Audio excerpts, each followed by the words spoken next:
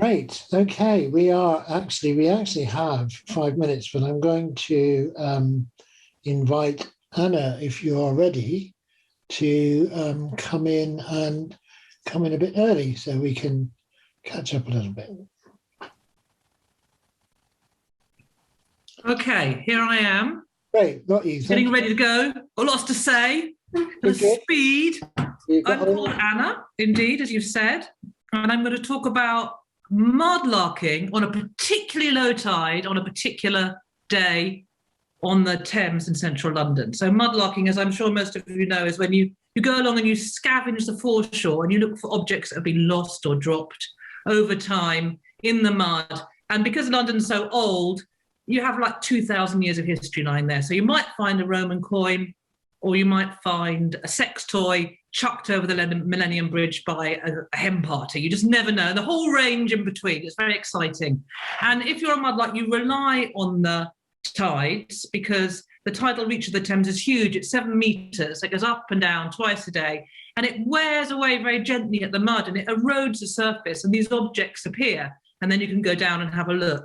And if you're a mudlark, you rely on the tide tables. I get the tide table at the beginning of the year and go through and carefully mark everywhere. Oh, I forgot to see how much time I've got here. I carefully mark when there's a particularly low tide. So, for example, the last 3 days have been really, really low and I've been out every morning.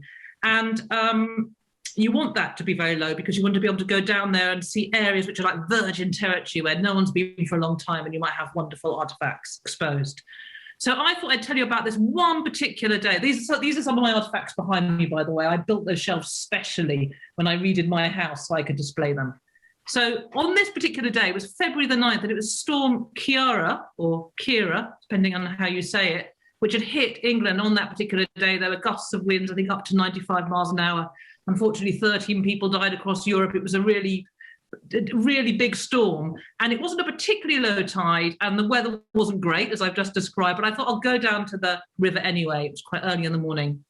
And the tide went out to the point that it was meant to go, and then it kept on going. It didn't stop. It went out further and further and further and further. And there's these wooden marks in the water that I always think of as the point beyond which the tide never goes. And actually, it went beyond that. It went 2 meters beyond that, and then you could wade out even further. So there was this huge area of foreshore suddenly exposed with all these treasures it was giving up. So the first thing that was really obvious for all the clay pipes. So I'm sure you know what clay pipes look like. They're here. I have about 500 of them actually that I've collected over time. That's some of them in this jar. And there's so many of them because everybody smoked from about the early 1600s right till the First World War. Tobacco came in to England in about 1580. You can date the pipes by the size of the clay pipe bowl. So that's a little tiny one, probably early 1600s. And they get, you know, as tobacco becomes cheaper and clay pipes more readily accessible like that, they become bigger. Anyway, I found 170 clay pipes on the foreshore that morning in 1 hour. I packed up half a plastic bag. I was beside myself with excitement. They were sort of bog standard, mainly Georgian, because this was an area with Georgian artifacts. Some of them have maker's marks. I really loved them. One had SV on it, which I liked. I researched it, and it turned out to be for Smoke, Virginia. So it was basically an early 17th century advert saying, take my clay pipe. We have the delicious Virginian tobacco that was imported from the Caribbean and not that rubbish that you get native to America that's apparently very bitter. There we go. I found that really interesting. The best pipe I found was this one. I'm going to show you. I pulled it out from between a couple of rocks like this. So look, it's so long. It's like crazy long. And it's amazing. It's such a rocky spot I found it in, and yet it had survived intact. So that was just marvelous. And it would have been longer. And of course, they were disposable. That's why you find them everywhere. You know, people smoked them, passed them around, broke off the end. They got a bit blocked. They chuck them away. And you always find them where people congregate, a bit like cigarette butts at bus stops. So basically, the fag ends of yesteryear. That's how you think of them. That's how I think of them anyway. So the next thing is this. Well, it doesn't look like much, actually, but I was thrilled by this bit of pottery. So it says here, oh, the gout, as in the horrible arthritic complaint in your foot, and here, drink and be well. And it turned out to be a 1750s bottle with a cure for gout made from water gathered from beneath a pear tree with withered fruit. I know this because I researched it. And apparently there was this pub landlord who decided to dig this well, drank the water, proclaimed it had cured his gout, and then marketed it to Londoners with this wonderful, with these two medallions on it. What I love, and you can't see it, was in the whole one that I saw online, is in this one it's got crutches, and in that one it's thrown the crutches away. So it's like a proper miracle cure. And I love that. It really connects you to people in the past when you realise, you know, they can be so they can be so quack cures just as easily as we still can. And here's another one. It doesn't look that exciting, but it is. It's a little tiny perfect late 1600s, early 1700s apothecary pot. So if you were of the middling class, because if you were poor, you couldn't have afforded this. You'd basically have to go to someone called a cunning man or woman who's like a witch doctor and have a spell. If you were a middling class person, you go to the apothecary and get a potion, and it would be put in a little tin glaze Delftware pot like this, bit of material put over the top and tied with string. I researched some of the stuff that goes in these pots. It's great. So, for example, if you had a bruise, you might get some lion fat, some sparrow brain, and a bit of dried up mummy from Egypt, which I find brilliant. It's called Mamiya. Apparently, everybody wanted Mamiya in their potions. And I think that's really interesting because it really connects you to the mindset of people 350 years ago. You know, if you're a middle class person, you knew Egypt existed. You knew they had tombs. You knew there were dead bodies there. I mean, I find that really interesting. And it makes me realize that they were much more cosmopolitan than they imagined. Basically, mudlarking is a way for me to try and connect with people in the past. Otherwise, I think of them as shadows on the wall rather than real people. And I connect with people through their idiosyncrasies, as one does in life anyway.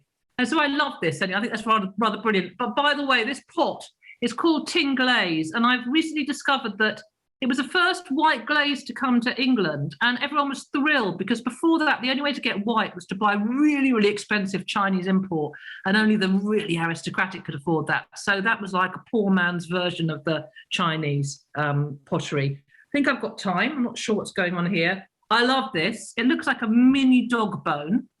These are quite hard to come by. I've got two. Been mudlarking for 6 years. Only found two. Found lots of halves.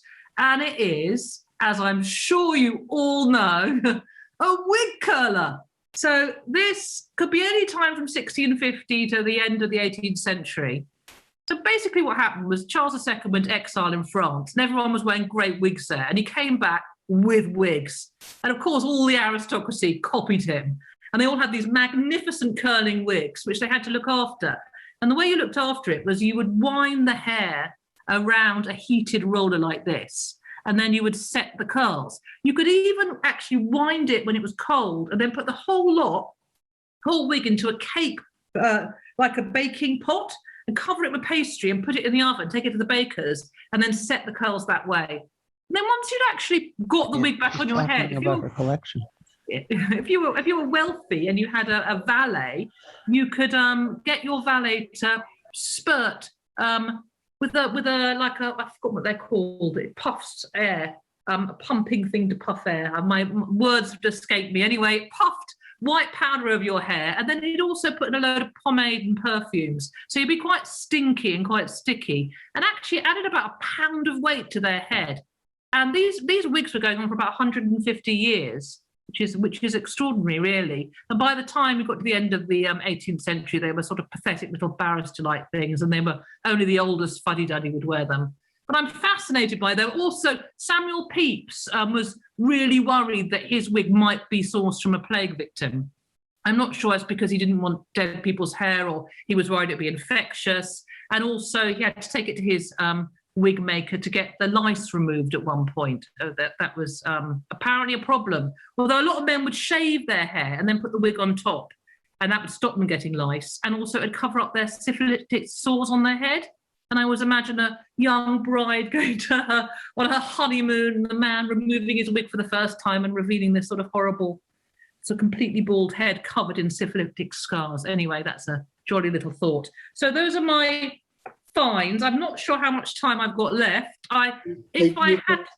You can have a minute. How's a minute? Oh, a minute. Well, I'll just show you these. Obsession. I'm getting overexcited here. So this is my obsession. You can't really see what it is. They're pins. Now, each one of these has been handmade. I've got 15,000 of them picked up over 6 years, which I'd say is like a reasonable obsession. Slightly nutty. I love them because, like so many of these objects, they tell you everything about life. You could tell the history of England through pins, really, or at least from 1400 when they started being manufactured. They were made by people in their houses, you know, the poor little kids with their eyes being strained. But, you know, there were trade wars over these pins, and Adam Smith used them to teach about the division of labour, and Queen Elizabeth had a royal pinner and 40,000 pins delivered every 6 months, and farthingales were kept together with them, and sleeves were held together, and papers were pinned together, and Elizabethan ruffs had hundreds of them in them. And I just find it completely fascinating that these pins that were even bequeathed in wills, they were that important, are now like literally nothing. You know, you can survive without a pin. I think the only thing I use a pin for is to heat the end and try and gouge out the odd splinter, and that is it. And these are all over my house. We tread on them all the time. My children say, "Mummy, I've trod on a Tudor pin," which is like, I think many houses say that.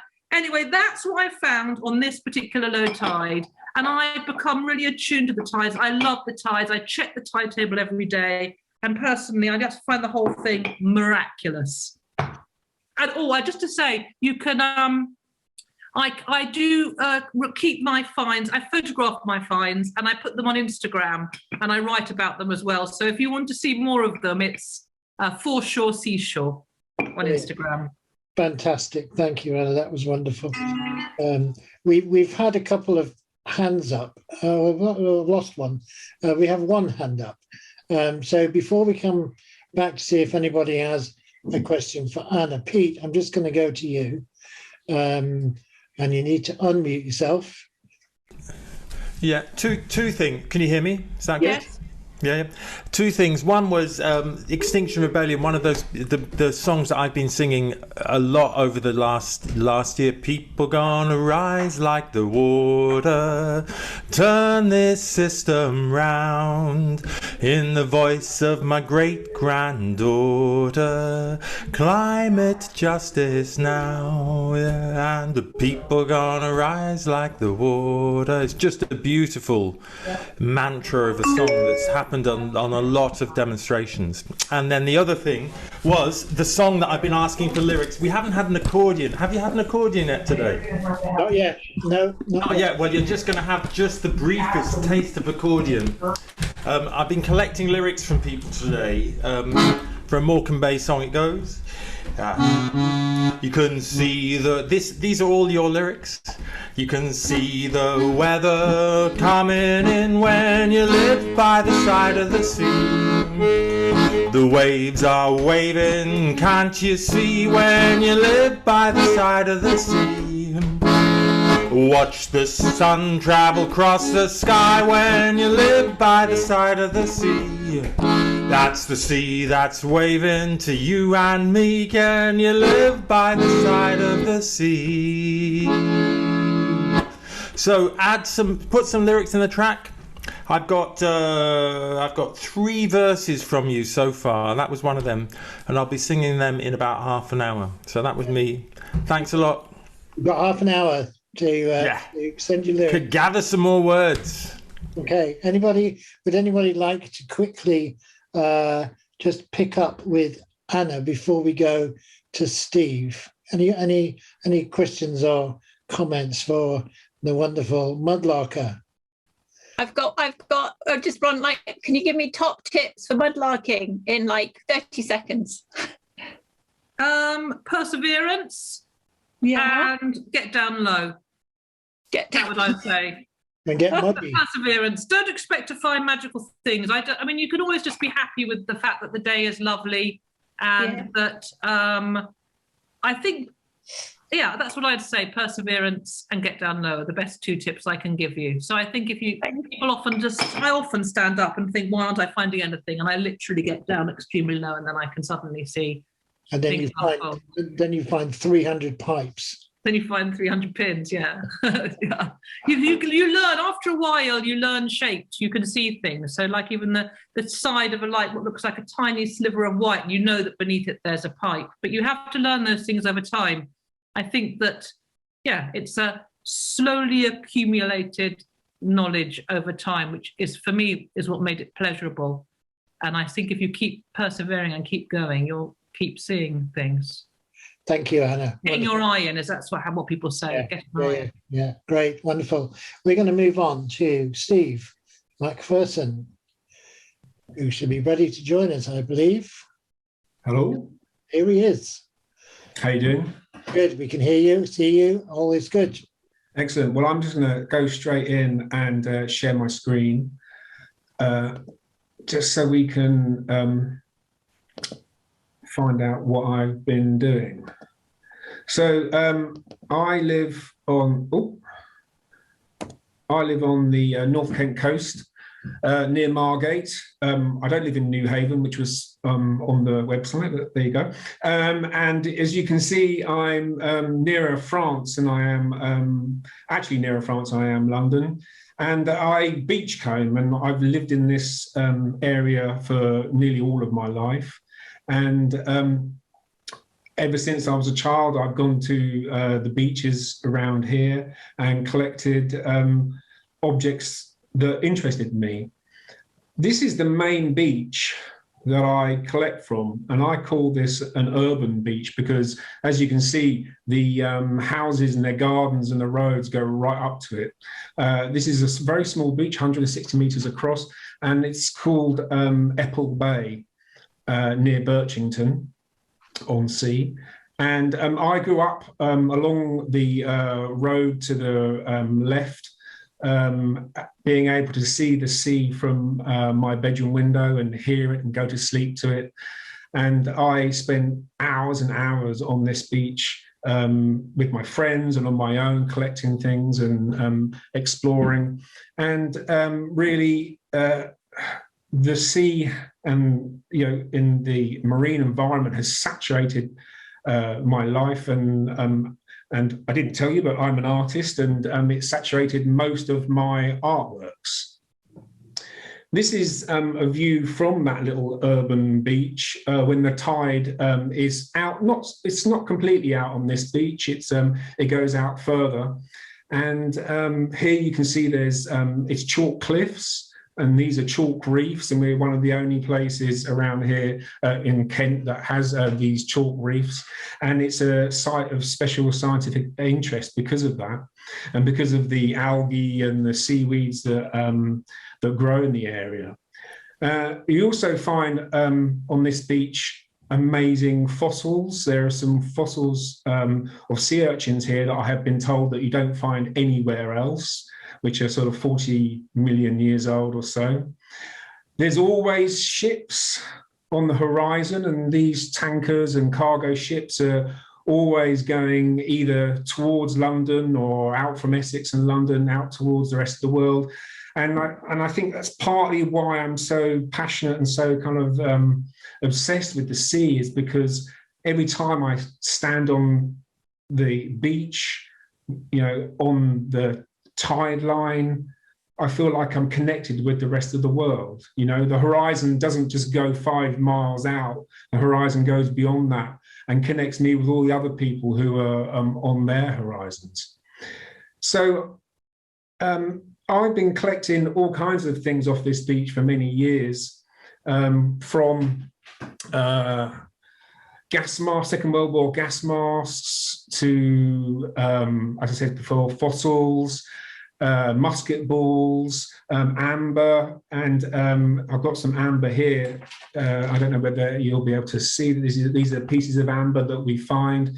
So we know in this area that the currents are bringing lots of different stuff down from obviously the Baltic Sea. This is Baltic amber from the Baltic Sea. So from from Norway, from Northern Europe coasts, and along with that is lots of plastic.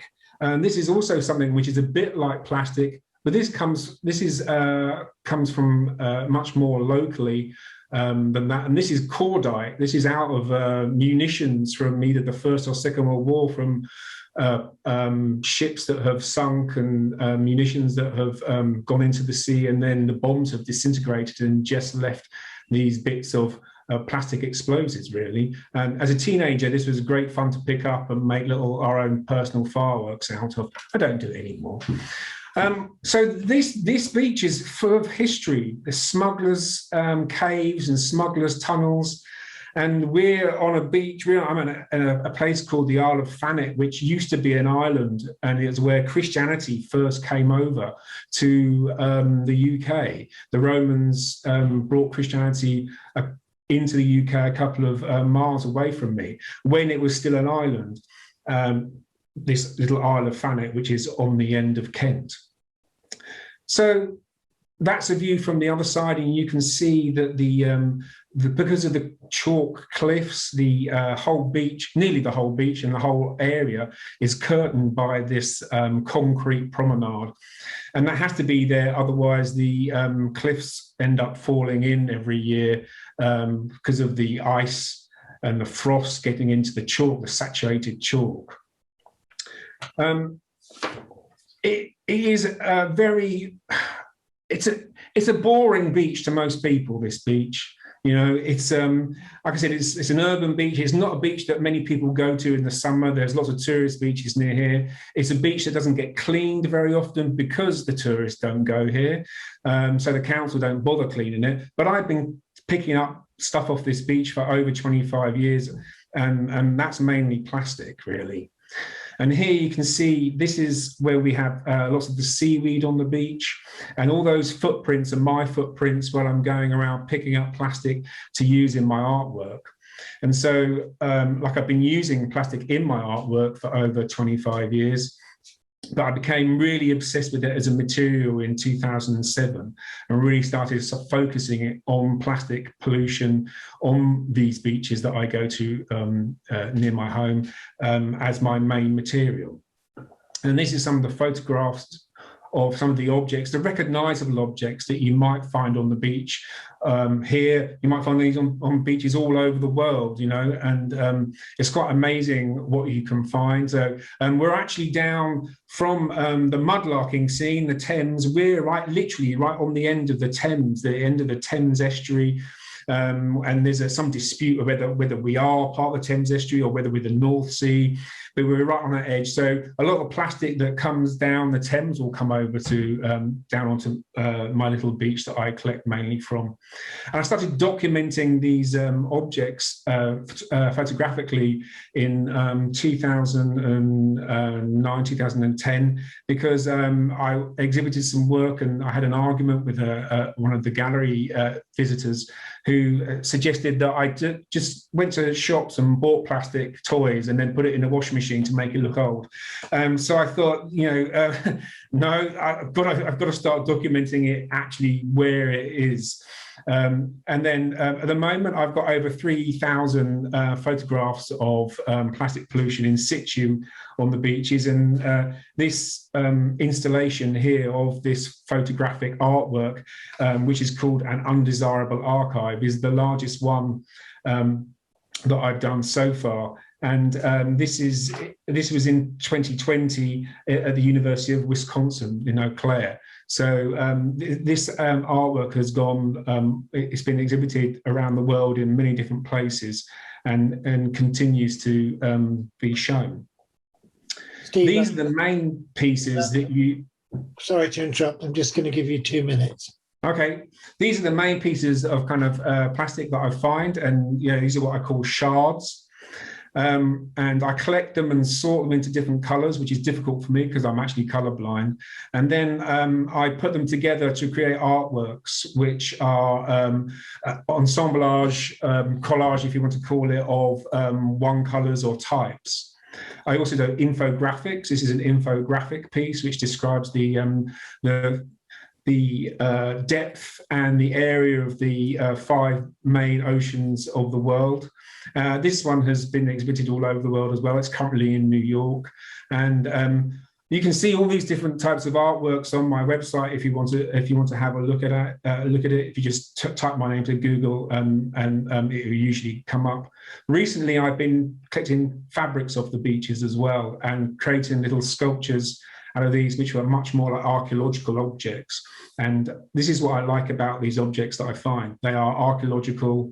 They are the archaeology of the 21st century, and they describe stories and tell stories about the world and about the 21st century and our love and our obsession with plastic objects. There you go. Okay. Fantastic. Yeah, thank you very much. It's great. That's usually a 40-minute talk.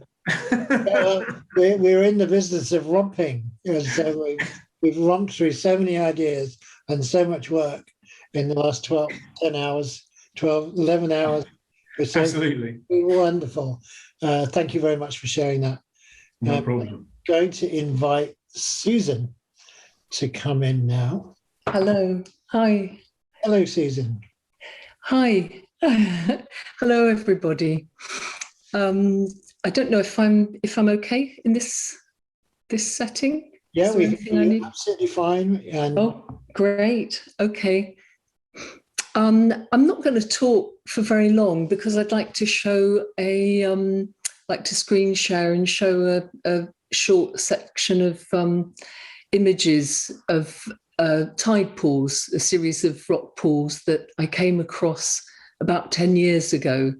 And I found them kind of quite tricky to work with photographically. So I ended up bringing, thanks to the marine biology department at the University of Plymouth, I ended up bringing some of the creatures, the inhabitants of the rock pools and the seaweeds to my studio and kept them alive for a short period of time to work with them, and then transported them back to where they came from. And I was photographing them from the underside of a big glass tank. And in a way, the works are kind of homage to those very fragile, but they're extraordinarily rich, biodiverse collection of pools up on the North Devon coast near Speaks Mill Bay and round the corner towards Ilfracombe at Lee Bay. They look like, because of the kind of coralline lining of the pools, they look like small paintings sitting on the grey rocks on the shoreline.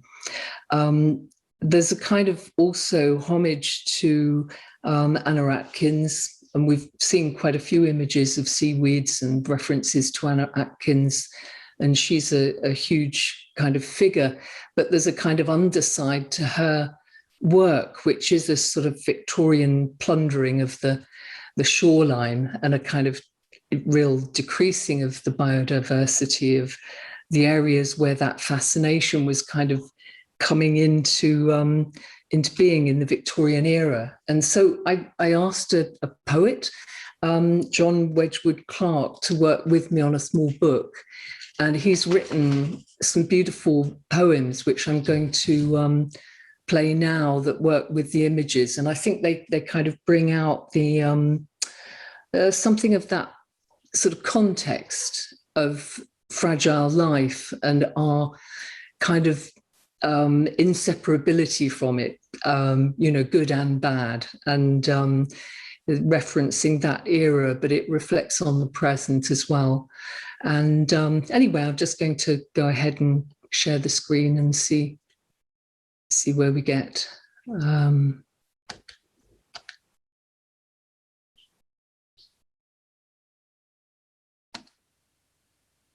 Not getting anywhere at the moment. Oh yeah, here we go.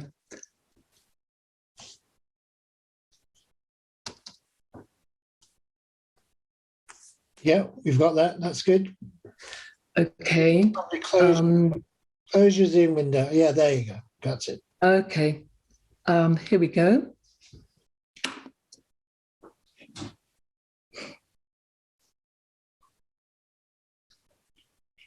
Am I rippled by light or rippling light above the limpet's apparent certainty?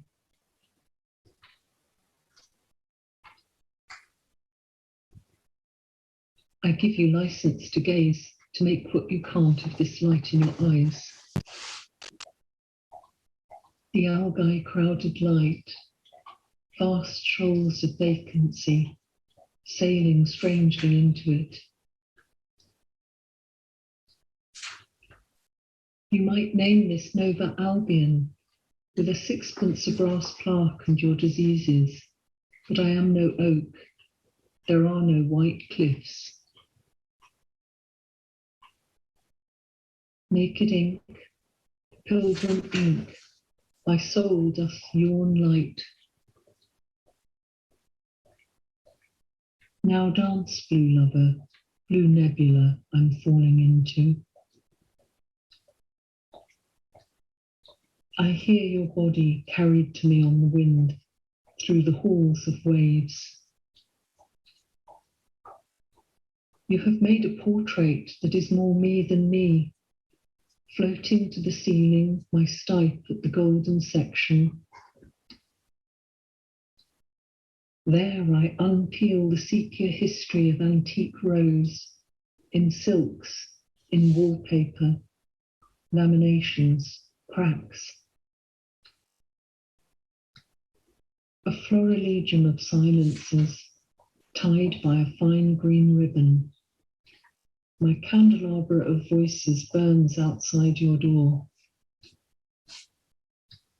What do you propose to do with my likeness in your great houses, drawing rooms, shop windows, songs, blue hands?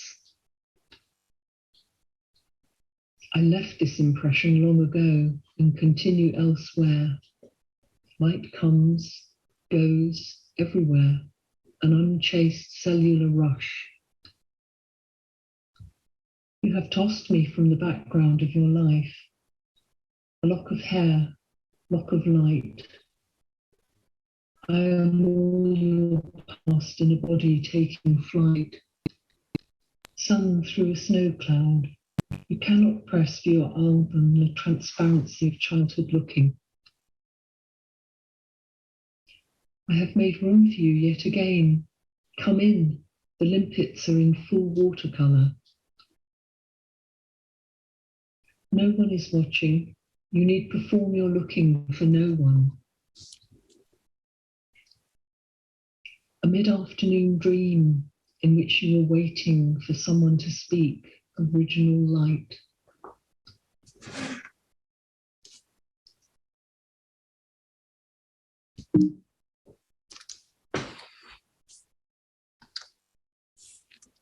Okay, that's it. Thank you. That was gorgeous. There's some nice feedback in the chat window which you can look at. In order to stay on track, I'm going to move on, Susan. But thank you for those. I'm sure some people would love to know more about how they're made, and perhaps they can find some information on your website. Yeah, the website's down at the moment, but there's a Instagram page, and that's good. Susan Durgis on Instagram is good, or Purdy Hicks Gallery is good. Great, wonderful. Thank you very much for joining us, and thank you for sharing that gorgeous work with us. And we're going to move on now to Sophie Ward. There she is. Hi. Hello, everybody. Thanks, Richard. Hey, welcome. Thank you. Hello, everybody. I'd like to start by saying thank you for having me. An amazing event. Thank you very much. I'm a scientist. I'm an ocean scientist at Bangor University. And as a scientist, what I'm presenting today or talking about today might be quite different to the rest of the day, but also this style is somewhat different to what I'm used to. I'm used to standing up with PowerPoint slides. And what I've decided to do is today, totally freestyle. So some of you have been on the screen for 11 hours. So I thought, close your eyes, take your eyes off the screen, or for those of you who'd like to, feel free. But I'm not going to put up any visuals. I'm going to talk to you a little bit today about some tidal fundamentals and the history of the tides and the importance of the tides in our climate system. So to start with, as I said, I'm an oceanographer. My expertise is in using ocean models, computer models of the seas, to simulate how the oceans flow, in particular the shelf seas. I look a lot at the Northwest European continental shelf seas. And I apply these models to a range of research topics. But what I'm presenting today is kind of tidal fundamentals, and some of the work, or most all of the work, is not mine, but I hope you'll agree that it's an interesting story.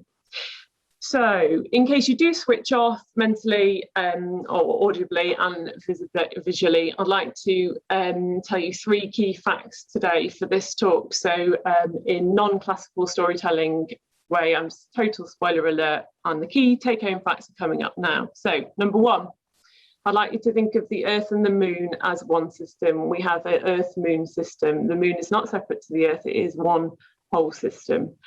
The age of the Moon is about 4.5 billion years old. That's fact number 2. And fact number 3 is that the Moon is moving away from the Earth, and that is because of the tides. So I will explain a bit about why that is going forward in the next few minutes.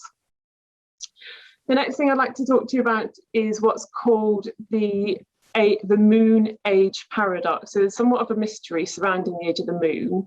So we know that it's around 4.5 billion years old, and that's been dated thanks to the Apollo 11 mission. In 1969, what they did is they brought back some rock samples from the Moon. They've had those dated, and the Moon is about 4.5 billion years old. Now, the Moon is moving away from the Earth at a rate of about 4 centimetres a year. Now, had the Moon been doing that for 4.5 billion years old, for 4.5 billion years, it's absolutely impossible. The rate at which it's moving away from the Earth, if it had always been the same, would make the Moon 1.5 billion years old. So the age of the Moon and the rate at which it's moving away from the Earth don't match up. There's somewhat of a mystery there, and scientists have recently been addressing that mystery, and computer models and ocean models have helped to address that mystery. So some tidal fundamentals very quickly. As I'm sure you're all aware, the tides are a periodic rise and fall of our oceans. Around here, or around the UK, we have semi-diurnal tides, which means our waters rise and fall twice a day. And that semi-diurnal signal is forced fundamentally or dominantly by the Moon. The Sun is also an important part of the tidal system, or tidal forcing, but as are other bodies and rotating forces. But in this context, the Moon is the dominant force. And the tide, what it does, the Moon exerts a gravitational pull on the waters of the Earth. And as the Moon passes those waters, the waters are pulled towards the Moon, and that place that's nearest the Moon at any time will experience a high tide. Well, there's a bit of a phase lag, and that varies around the world, but essentially that is what happens. And the tide, that tide, as we rotate within that bulge, the tidal signal moves around the coasts, and the tide propagates as a very long wavelength wave all around our coastal oceans. And there are even tides actually there are perceptible tides in some lakes as well. They can be so large that signal can be picked up in lakes. So the tide is very energetic. A lot of energy is pumped into the system from the gravitational pull of the Moon, but also from the Sun. And there's so much energy in the system that energy is lost. And now that energy is lost in a number of ways, but most of that energy is lost through mixing. So mixing in the deep ocean, the tide contributes to a lot of internal mixing and mixing of deep waters up to the surface. But also what happens is, as the tides flow from the deep oceans onto the shelf seas, as the water gets shallower, a lot of that tidal energy is lost in what we call dissipation. So the energy is dissipated. It's just a frictional effect with the seabed. And as the tide loses energy through this frictional effect, what happens is the Earth that's rotating within the tide is slowing down. The frictional force of the tide is essentially putting a brake on the rotating of the Earth. And one day the Earth will it will stop rotating. That's a long way away. No need to worry. So that's a frictional effect that that's how the massive energy of the tide is dissipated. So a lot of that energy as well, I just wanted to say as well, reiterate the importance of the tide in our climate system. So I just mentioned this mixing in the deep ocean, but the tide obviously contributes to massive tidal currents around the coast. Lots of things that live within the oceans are dependent upon tidal currents, but also the intertidal region.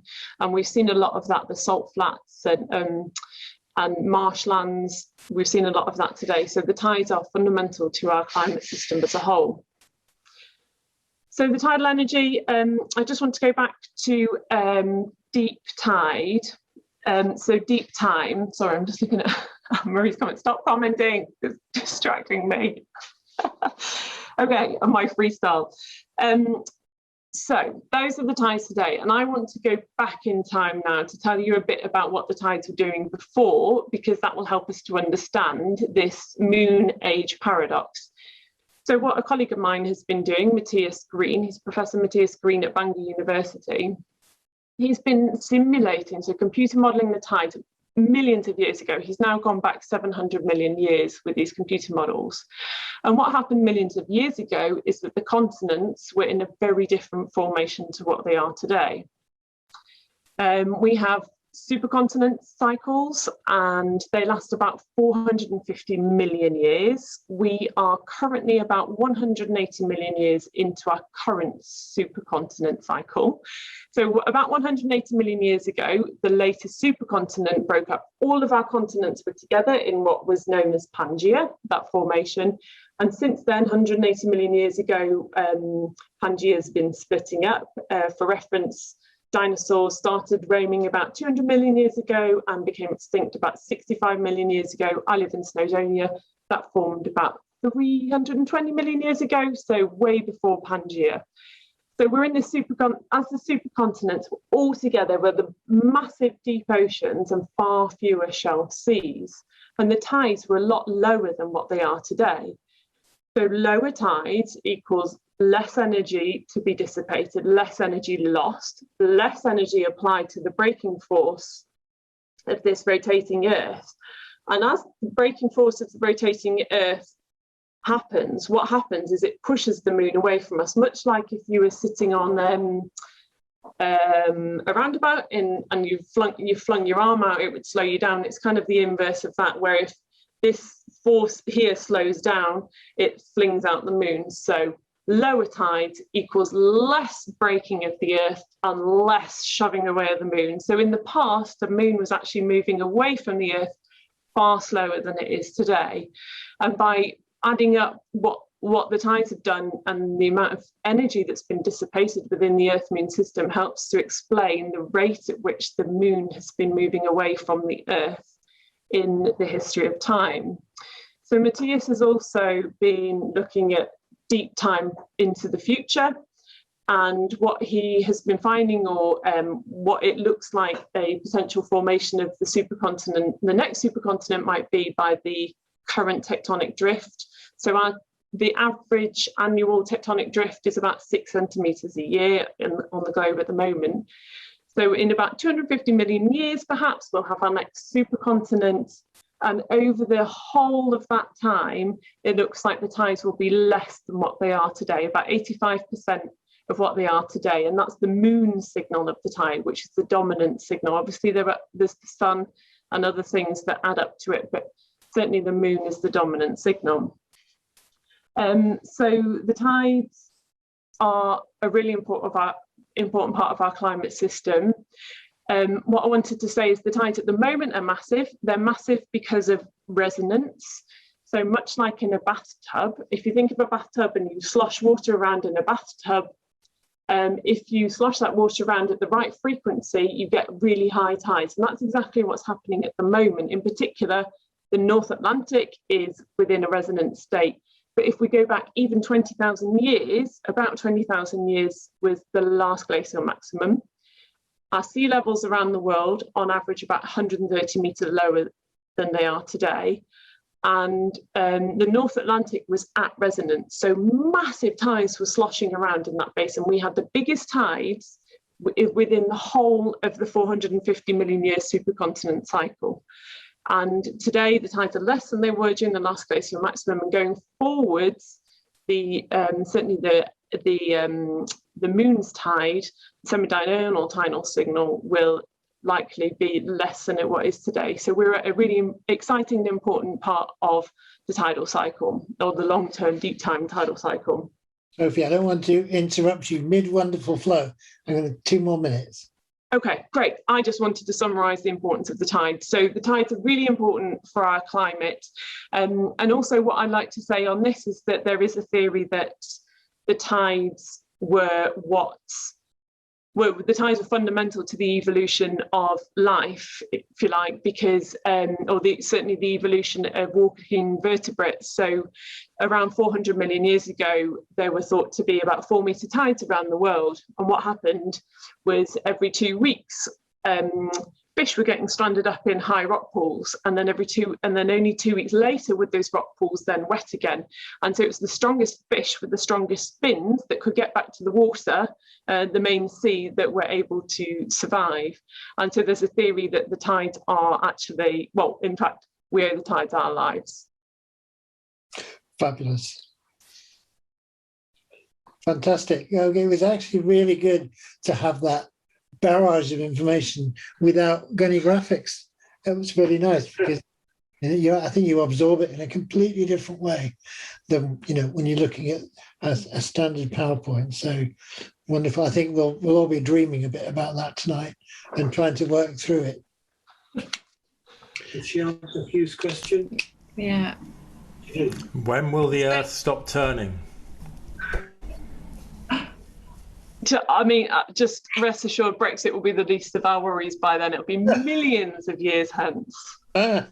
Billions. Brexit will probably still be one of our worries millions of years from now. Sorry, let's not get political. I'm a Go scientist. that direction now. So what happens when the Earth stops turning? Do we all fall off? Pass. What about the poles flipping though? Because that seems like that's a much more imminent event from what one reads. The poles flipping? I know nothing about that. Yeah, okay. Well, there's a bit of, because that's going to affect the tides. Sure. Yeah. Anyway, good, wonderful. We'll have nice warm water, won't we? We'll be in the southern hemisphere. Yeah, hooray! Thank you, Sophie. That was brilliant. Okay.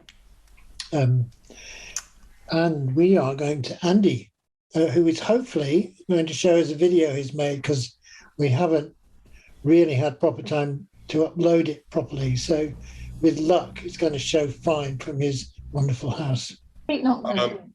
Yeah, my computer's rubbish for streaming videos, okay. So I've got a link to it, which I'll stick in the chat box. Richard, am I coming in after Andy then?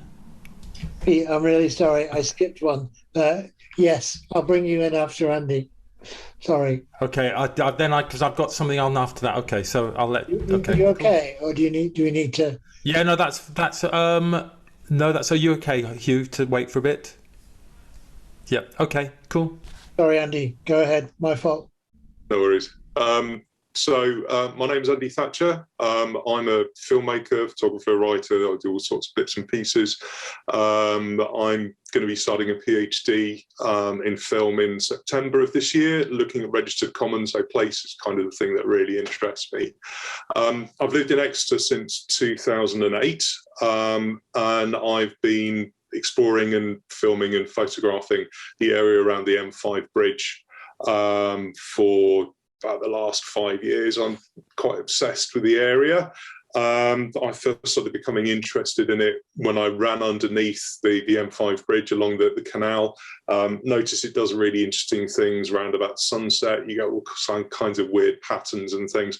So eventually I stopped running around there and I started walking. And yeah, it's a fascinating thing. It's got quite a beautiful curve to it. The concrete picks up the colours of the sky really strangely, and you get these patterns. And whenever you go, it's different. You know, whatever time of year, the plants are different, the animals are different. You've got you've got flocks of seagulls flying around it, or pigeons nesting in it. I was even under it for the past eclipse that we had a few years ago, which was very exciting.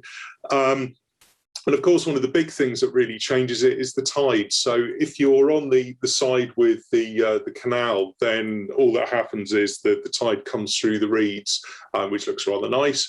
But if you're on the Topsham side, then it's much more dramatic. So I've spent the day making a film. I've never made a film in a day before. I mean, I started shooting at about 8:15 and finished editing at 6:15, and in between time sort of going walking and all sorts of bits and pieces. And of course I had technical problems. That's part of the course. The stabilizer on my camera didn't work properly for some reason. So if you suffer from seasickness, maybe you need to sit back a little bit from the video. So what else was I going to say? I think that's probably it. Yeah, I'm going to stick a link to my video in the chat box. It's just over 5 minutes long. So let me know when you're finished. So there's the link.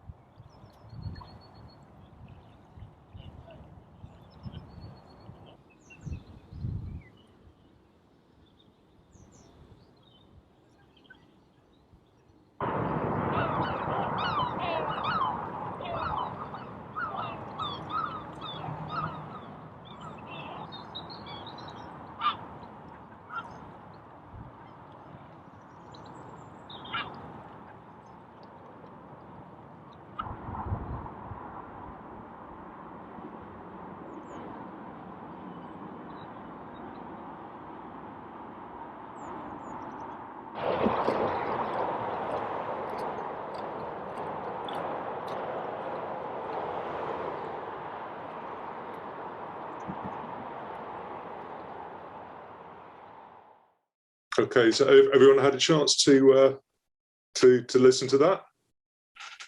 Yes. Yeah. Yeah. Yeah. Yeah. Okay. Good. I feel like we're getting to know that particular tidal basin really well. We've had all kinds of explorations of it. That was an amazing feat, Andy, to put that together. Thank you. Well done. I think one of the things because I live in Exeter, and I just assumed that I'd do Topsham. And then when I went down to Riverside Valley Park, which is just inside Exeter, I discovered that the whole of the area had been flooded. And I just discounted filming the flooding there because I thought it would be so much more interesting further up the estuary. But I was completely wrong. There were dogs splashing around in the water, and people having to turn round and not complete the walk the way that they wanted to, and people were chatting about it. So it was it was really interesting. I think if I was to do this again, then I would actually focus on Exeter, because although it's a bit more subtle and a bit less dramatic, it's nevertheless interesting, certainly in terms of what people are doing. So that was sort of one of the things I learned. Excellent. No.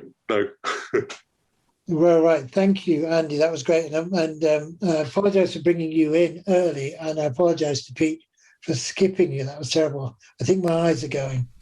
So we're going to head over to Pete now. And Hugh, I believe. Yeah, I think Hugh's going to join me. So can you hear me okay? Is that volume on that okay? Yeah. Lovely. No worries about I've done 24-hour things in the past, and I know what happens to your brain as you kind of the morass of stuff goes past you. It's amazing. It's been fantastic. It's been lovely. Andy, that was just beautiful. It's funny, I had a song that I was going to sing after the previous speaker, but it doesn't feel it's the right song to finish to go here. So I'm up here in Morecambe Bay. And I've lived in Morecambe Bay since 1981, round in Ulverston, then Barrow, and then I've come back here and I live in Morecambe now. And it's an amazing bay. It's just the energy of the sea and the views that you get and the changing mud and everything is quite extraordinary. And a little while ago, a few years ago, I came across a guy called Marcus Vagette, who had this project called the Tide and Time Bell that he was doing, and he put a set of these bells in different places around the country. And I met him and I said, come and bring one to Morecambe Bay. And so we fundraised, and with Morecambe Artist Colony, which is a group of artists who live here, we raised the money and we put together the whole project. And now there's a bay. I was playing it earlier on in the day. I'll put the link to the film in the chat in a bit. But inevitably, as a songwriter, I wrote a song for this. I think it was for an opening, maybe it was for the opening of the bell, probably was.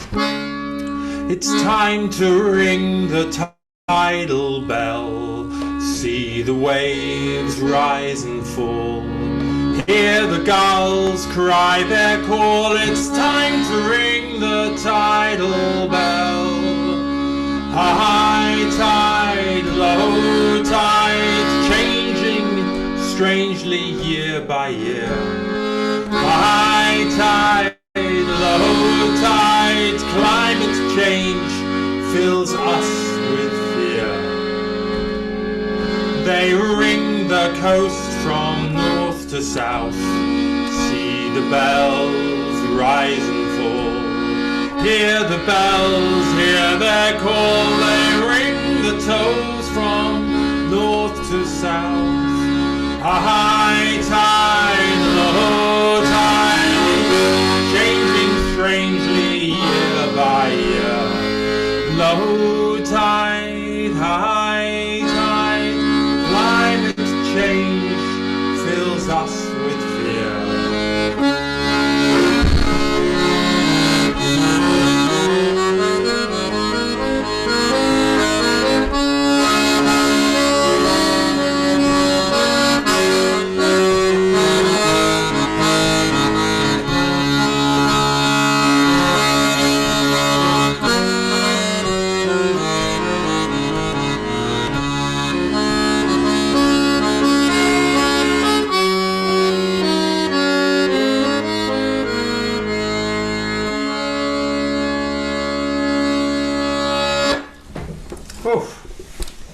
Hey, your microphone's a little hot. Little loud or Little low? loud. Yeah, a little loud. Little loud. Okay. It might also be the accordion. Might be a bit. Well, yes, it probably was the accordion. So I'm going to sing a song with the piano now. So let's just just give us a. Yeah, that's good. Is that better? Yeah. That's better. So Hugh, I've known Hugh for many, many years, and we've played music and sung, and so he's down in the southwest, I'm up in the northwest. This is a tune we've never played together before, but he's going to join me, I believe, and it was part of a song cycle about the birds of Morecambe Bay, written with a great poet called Boris Howarth.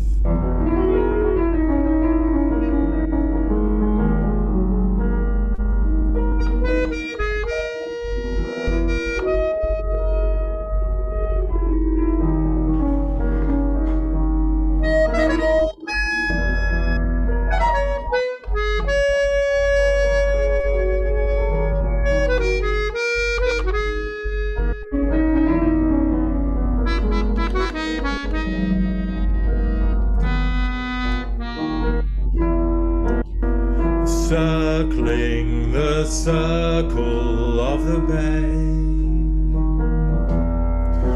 journey's end now coming into land, the clear spring rain shining silver grey, craft speckled with salt sea spray, the long ring of beach, a spring garland we're circling the circle of a bay.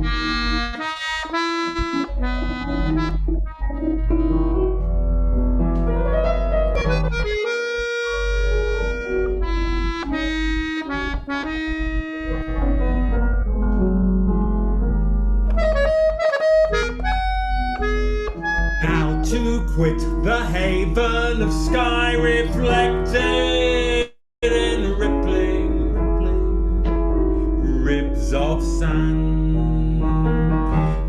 clear spring rain shining silver grey. A feather spiral on a wind of change. Each wing beat genetically planned with circles.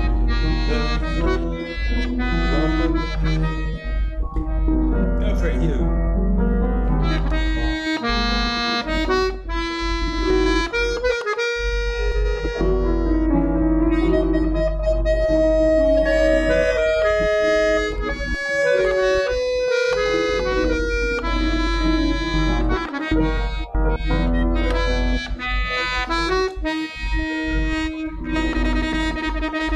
Once more I become a child today, my best instinct to understand the clear spring rain shining silver grey.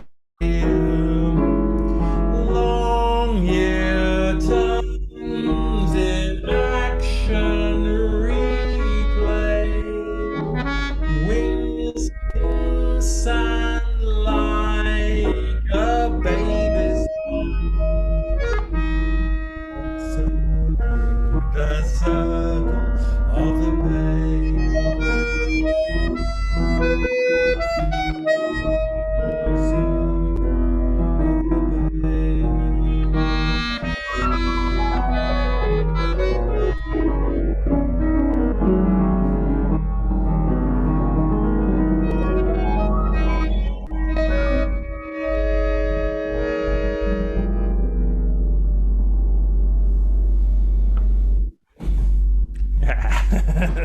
Thank you very much, Hugh.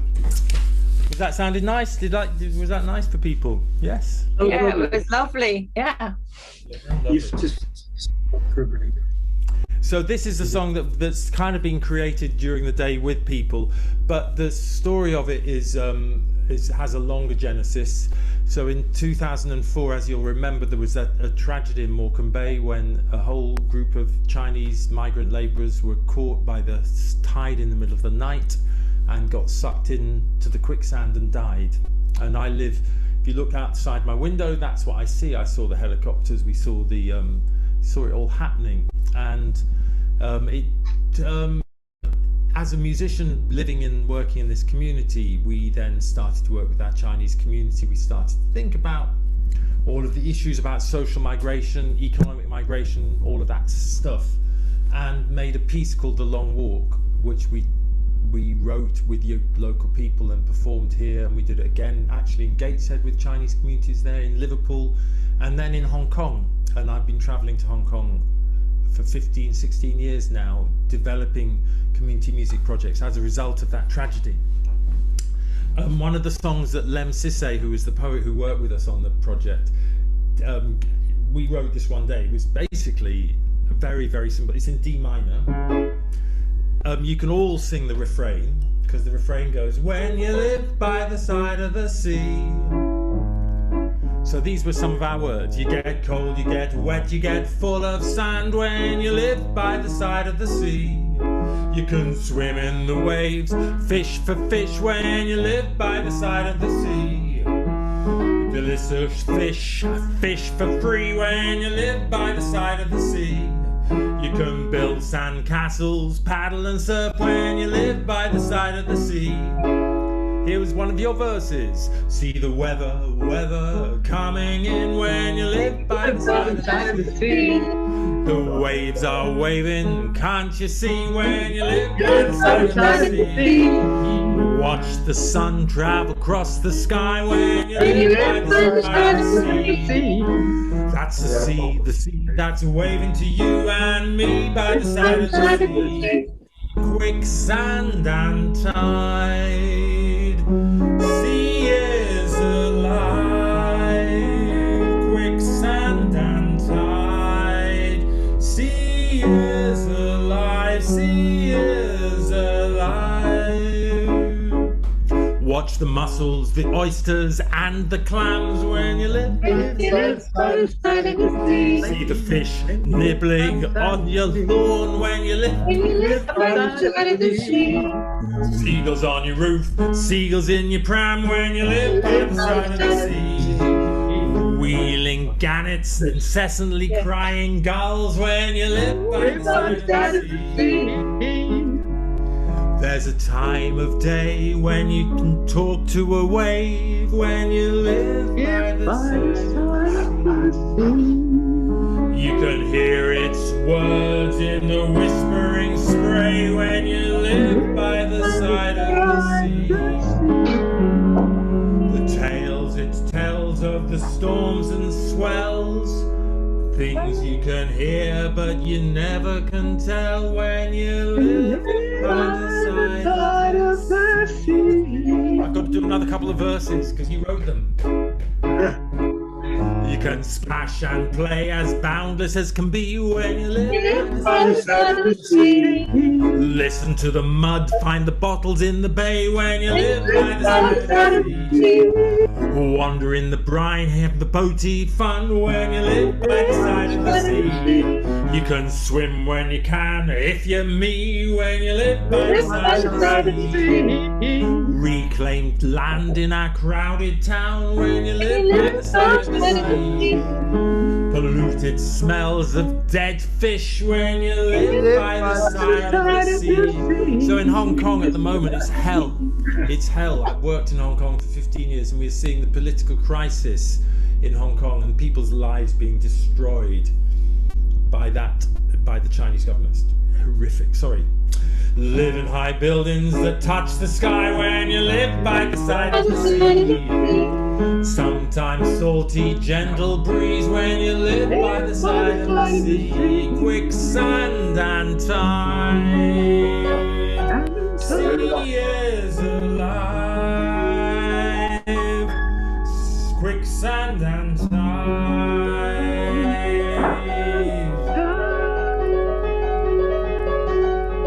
Sea is alive, sea is alive, sea is alive, sea is alive, sea is alive.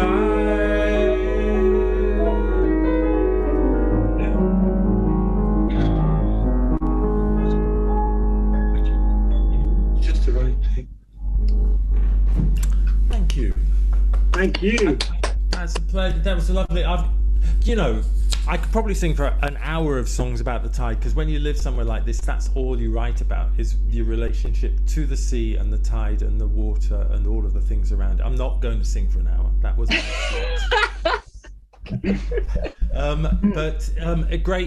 it's been amazing. Great day. Interesting, whole load of stuff. It'd be fascinating to see the archive of it and to see the collection of links that you make out of it. And come and go and have a look at the Tide and Time website. I'll put the link into the chat in a minute. And thank you, Hugh, for joining me. That was delightful. Thank you.